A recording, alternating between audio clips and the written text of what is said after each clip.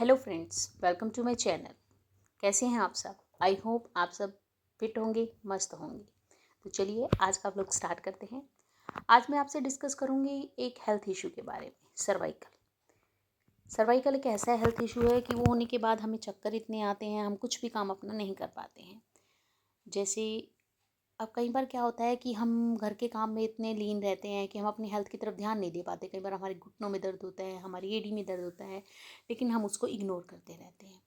उसी तरह से कई बार ऐसा लगता है कि किचन का काम हो, लॉन्ड्री का काम हो या कहीं बाहर जाने का कुछ काम हो, मतलब सभी काम को लेकर हम काफ़ी वीक फील करते हैं और हम इग्नोर करते रहते हैं कि और उसको एक आलस का नाम दे देते हैं और हमें ये लगता है कि हमें आलस आ रहा है या हमारा मन नहीं कर रहा डेली की वही रिस्पॉन्सिबिलिटीज़ करने का, वही किचन, बच्चे और वही सारा कपड़ों का काम। लेकिन क्या आपने कभी सोचा है कि ये सब चीज़ें कई बार आपकी हेल्थ इशू भी बन सकती हैं? तो जब भी आपको लगातार, हाँ, 1 आध दिन तो नॉर्मली एक नॉर्मल चीज़ है कि आपको इस तरह की फीलिंग आ सकती है कि कभी मूड नहीं कर रहा है कुछ काम करने का। लेकिन लगातार अगर आपको इस तरह की फटीग फ़ील हो रही है तो आपको अपना जो रेगुलर चेकअप है वो करवाना चाहिए। ये मैं इसलिए कह रही हूँ क्योंकि मैंने भी इग्नोर कर दिया था। ये देखिए जो यहाँ से वेन जा रही है, ये कंधे की साइड, ये मैं कई दिनों से स्टिफ फ़ील कर रही थी। आज से 2 महीने पहले की मैं आपको बात बता रही हूँ। तो इतना फ़ील होने के बाद भी मैंने इसको इग्नोर किया। मैंने सोचा शायद कुछ बैठकर सीधी गर्दन ना रख के, मतलब वज़न कुछ उठा लिया होगा तो इस वज़ह से। लेकिन धीरे-धीरे जो ये पेन है मेरी बैक साइड पे भी जाने लगा और लेकिन मैं फिर भी अपने काम में लगी रही। रेगुलर एक्सरसाइज़ तो मैं करती थी, लेकिन सर्वाइकल की जो स्पेशल एक्सरसाइज़ेज़ थी वो मैंने छोड़ रखी थी। तो आज से 10 साल पहले जब मुझे एक बार सर्वाइकल हुआ था तो मैंने रूटीन में किया था और फिर मैंने इस एक्सरसाइज़ को छोड़ दिया था।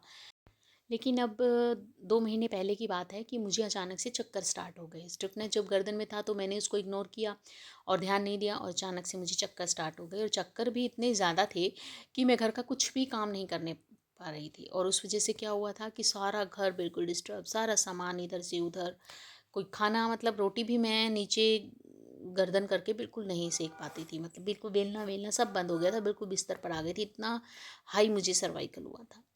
तो मैं बहुत ज़्यादा परेशान थी क्योंकि सारा काम घर का जो भी होता है वो मुझ पर ही डिपेंड था और बच्चे दोनों बाहर थे। ये गर्दन बिल्कुल स्टिफ हो चुकी थी, यहाँ पेन बहुत तेज़ स्टार्ट हो चुका था और बस हालत बिल्कुल ख़राब थी। लेकिन फिर धीरे धीरे कुछ दिन तो मैंने चक्कर ना आने वाली गोली भी ली और फिर उसके बाद मेरी बेटी की छुट्टियां पड़ गई और वो आई और उसने मेरी यहाँ गर्दन की बैक साइड पे और ये जो आपको पीछे जो हमारे वेन, जो हमारी बैकबोन से नेक की तरफ जो जाती हैं वेन्स, यहाँ पर मसाज वगैरह की। क्योंकि मेरी बेटी एक फिजियोथेरेपिस्ट है, मतलब फिजियो अभी 3rd ईयर में है, उसकी डिग्री अभी कंप्लीट नहीं हुई है, लेकिन अब उनको मसाज वगैरह सिखा दिया जाता है। तो उसने रेगुलर आई हुई थी घर पर, तो 10 डेज़ तक उसने मेरी रेगुलर मसाज की और मुझे काफ़ी हद तक रिलीफ मिला।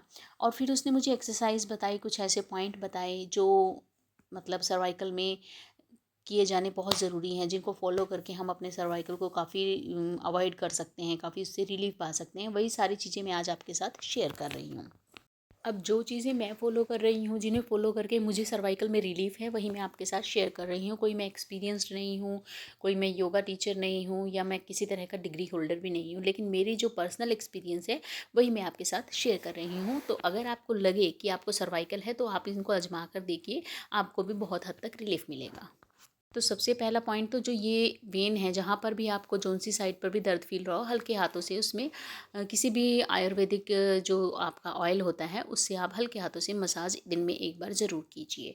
इसके अलावा सेकंड पॉइंट जो मैं करती हूँ जब मुझे सीवियर अटैक होता है इसका, सर्वाइकल का, तो देखिए मैं कभी भी गर्दन को नीचे झुकाकर कोई भी काम नहीं करती, बिल्कुल अवॉइड कर देती हूँ, चाहे मेरे काम कितने ही पेंडिंग हो।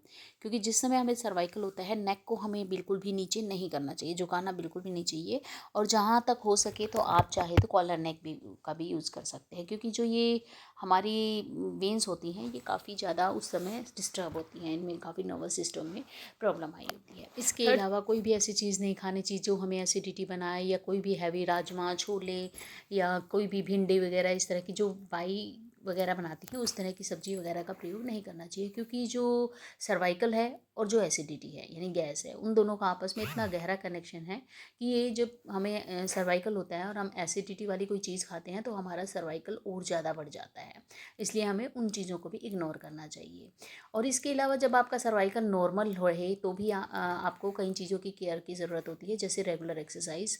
आपको रेगुलर एक्सरसाइज करनी चाहिए। चलिए वो मैं बताती हूँ आपको कि मैं अब सर्वाइकल मेरा जो बिल्कुल सही रहता है वो किन एक्सरसाइज से रहता है। तो चलिए स्टार्ट करते हैं। तो इसके लिए सबसे पहले आप किसी भी योगा मैट पर या किसी भी कारपेट पर सुखासन में बैठ जाइए और फिर अपने गर्दन को ऊपर की तरफ, पीछे की तरफ स्ट्रेच कीजिए और फिर उसको सीधा ले आइए। सीधा लाते समय आपको अपने कंधों को जो है वो बिल्कुल स्ट्रेट रखना है और गर्दन को यहाँ से स्ट्रेट रखना है, बैक साइड से और फ्रंट साइड से। आपको अपनी गर्दन को ऐसे बिल्कुल भी नहीं झुकाना है, क्योंकि ये आपके चक्कर ला सकता है और आपको प्रॉब्लम हो सकती है। तो आपको सीधे स्ट्रेट इस तरह से कंधे रखने हैं और अपनी गर्दन को पीछे की तरफ रखना है और फिर उसको सीधे लाते समय बिल्कुल सीधा रखना है, आगे की तरफ बिल्कुल भी नहीं झुकाना है। इस तरह के सेट लगभग आप डेली 10 टाइम्स करेंगे। देखिए मैं आपके साथ करती हूँ। 1 2 3 4 5 6 7 8 9 and 10।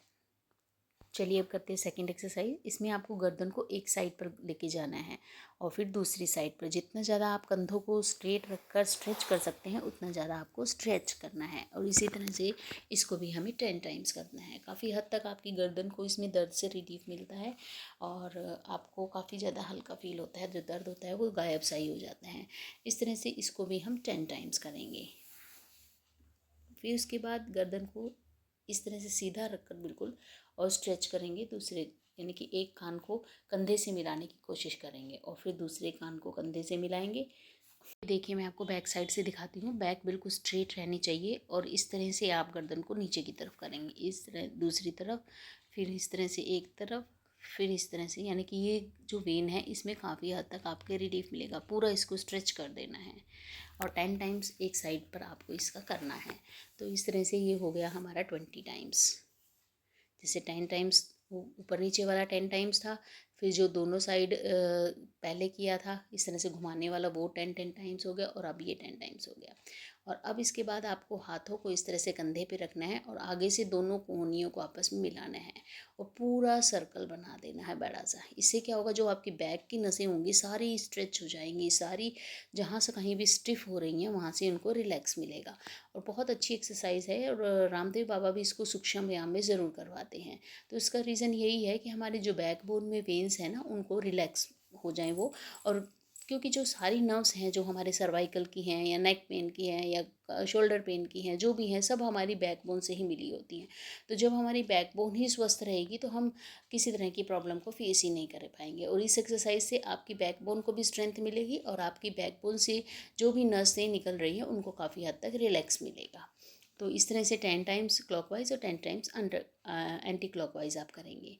फिर उसके बाद आप रखेंगे सिर की तरफ हाथ। ये मैंने जूड़ा खोल लिया है, नहीं तो प्रॉब्लम होती है इसको करने में एक्सरसाइज को।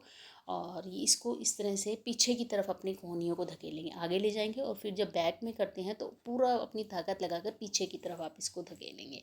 इससे भी आपकी जो ये बैक में गर्दन और ये जो कंधे की नसें हैं इनमें बहुत रिलीफ। सबसे फेवरेट मेरी यही एक्सरसाइज है। यहाँ पर इतना ज़्यादा इसमें रिलैक्स मिलता है कि बहुत ही ज़्यादा रिलैक्स मिलता है। ये देखिए इस तरह से इसको पूरा आगे की तरफ खींचने का, पीछे की तरफ पूरा प्रेशर लगाइए अपना और आपको काफ़ी रिलीफ महसूस होगा। आप एक दो एक्सरसाइज, एक दो स्टेप करेंगे तभी आपको काफ़ी अच्छा फील होने लगेगा। नीचे तक आपका इसमें पूरा जोर आता है। ये देखिए ऐसे करके आप इसको ऐसे करेंगे और फिर उसके बाद 10 टाइम करने के बाद आप कंधों को हल्के हल्के ऊपर करेंगे, नीचे करेंगे, ऊपर करेंगे और नीचे करेंगे। इससे भी आपको काफ़ी रिलीफ मिलेगा। तो इस तरह से ये स्टेप्स आप करके सर्वाइकल से काफ़ी हद तक निजात पा सकते हैं। और अब तो मैंने अपना नियम बनाया हुआ है कि मैं चाहे और कोई मेरी इग्नोर हो जाए लेकिन ये एक्सरसाइज मैं ज़रूर करती हूँ। और इसमें किसी तरह का ये रूल भी नहीं है कि आपको खाने की इतनी देर बाद करना है या कभी करना है। जब भी मुझे स्टिफनेस महसूस होती है मैं ये एक्सरसाइज करने लग जाती हूँ। और दिन में शायद कई बार तो मैं 2-2 3-3 बार भी इसको कर सकती हूँ। तो आप भी इन एक्सरसाइज को करिए और रिलीफ़ महसूस कीजिए।